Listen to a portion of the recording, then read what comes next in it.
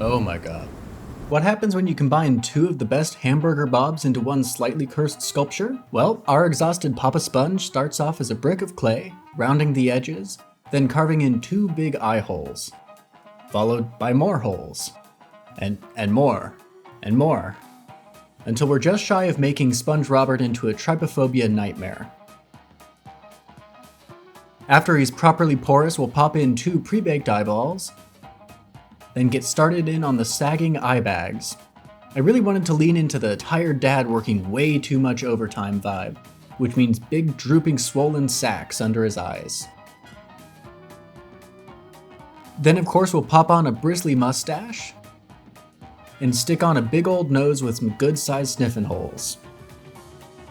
The mustache gets textured with a slicing tool to add all the little hairlines, and then we'll carve in a mouth turned upside down in a frown that says, "Oh my god."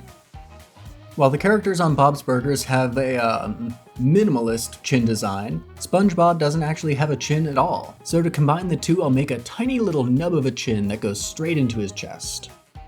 Then to increase the porousness of his sponge flesh, I'll tap his skin with a toothbrush to add tons of tiny little pores that'll just barely show up after painting. And with a couple additional holes, we can bake the body. And add some limbs, positioning the armature as if he's had a bad childhood. I mean, look at the way he's standing. People who have good childhoods don't stand like that.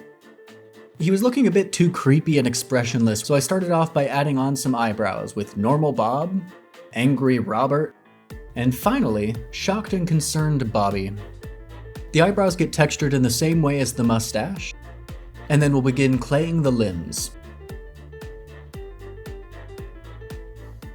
The fingers took a little bit of finagling to get right, but honestly it was so much easier to only make 4 fingers instead of the usual amount, since this way I had about a fifth less work to do.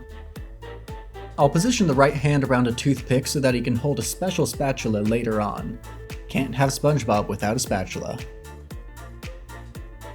Then we'll add on Bob's impressive head of hair, which is cosplay shaped and textured like hair.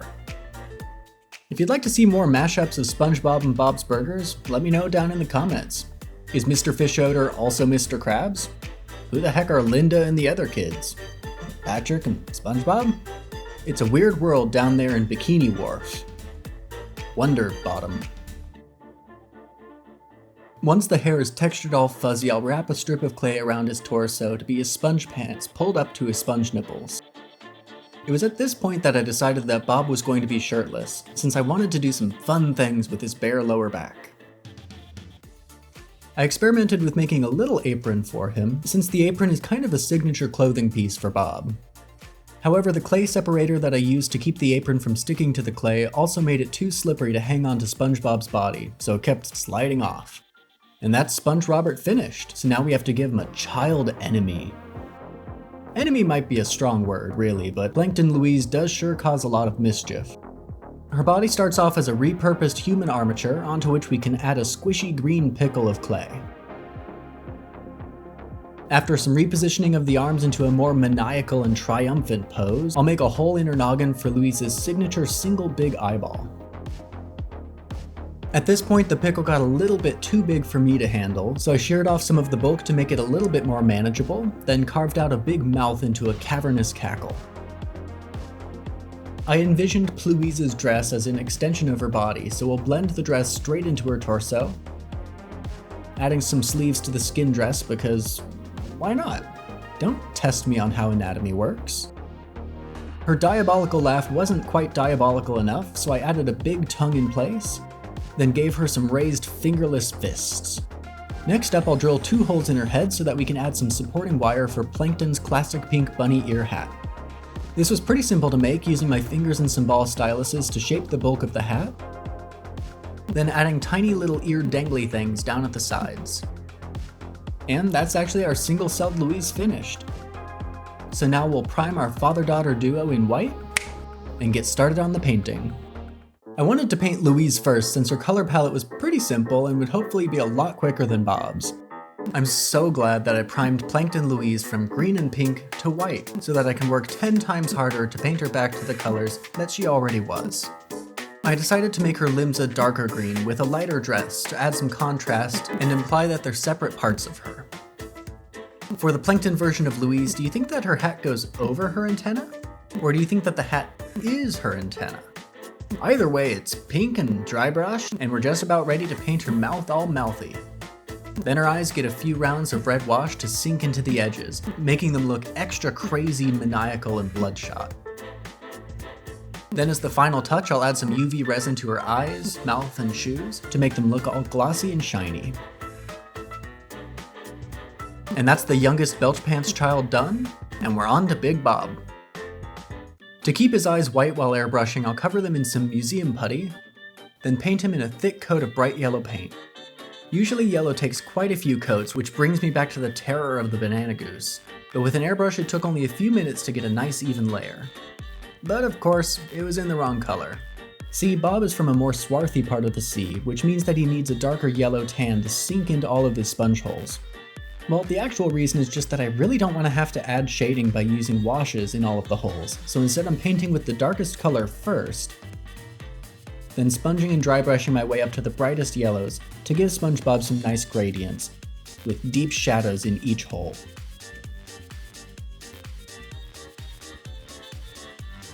All of this, of course, colored his white eyes back to yellow, so I used some water to get them back down to the base color for his eyes, then started in on reducing his sleep to just a few hours each night. I mean, we all relate to this level of tired, right? After a few layers of washes, the bags under his eyes are looking extra saggy, and I can get started on the fun part: SpongeBob's tramp stamp and back hair. Fans of the show will know about Bob's half-done tattoo on his lower back, and of course his voluminous hairiness. I made the unfortunate decision to use a pen for this since I thought that it would be a lot easier than painting it all on, but oh, was I wrong, as you'll see after this brief mustache.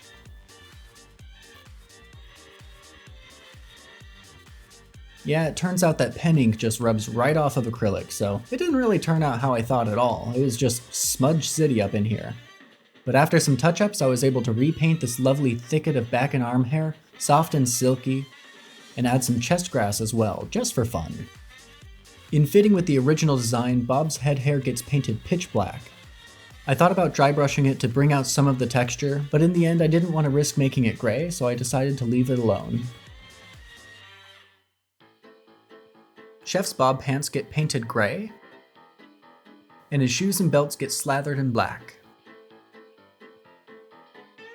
Then to make it stand out, I'll touch up his buckle with some dull copper.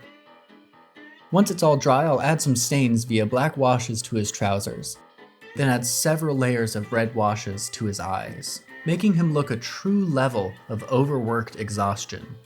I mean, look into those eyes. It's like looking in a mirror.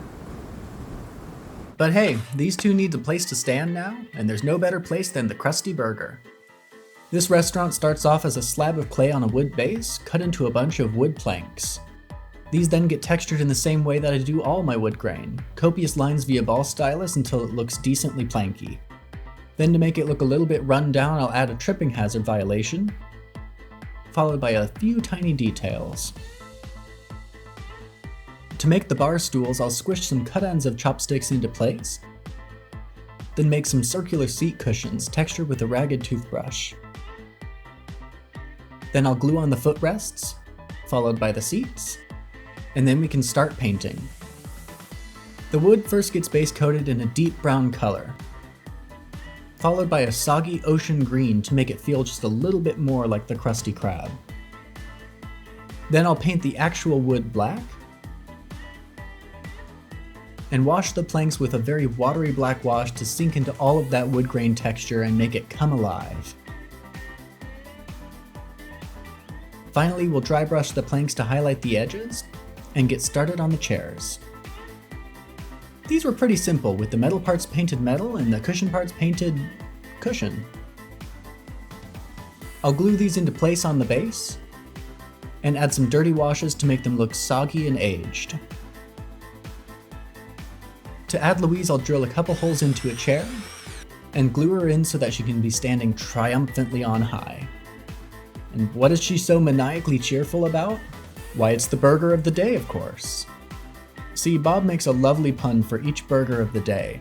Today, in honor of the underwater theme, it's the "Not If I Can Kelp It" burger, which, naturally, comes with a side of kelp.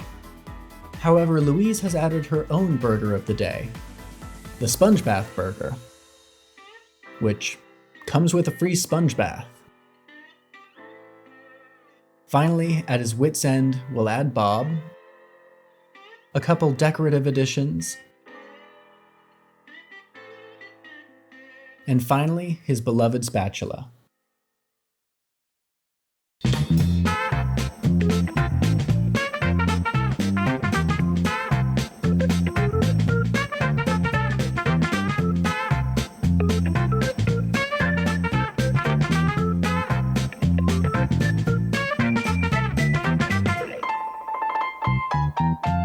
Thank you so much for watching. If you liked this video, do all the stuff and the things and the subscribes and the whatnots. Big thank you to my patrons on Patreon for supporting weird videos like this so that you too can know what SpongeBob would look like with hair and a tramp stamp. I'll see you next time.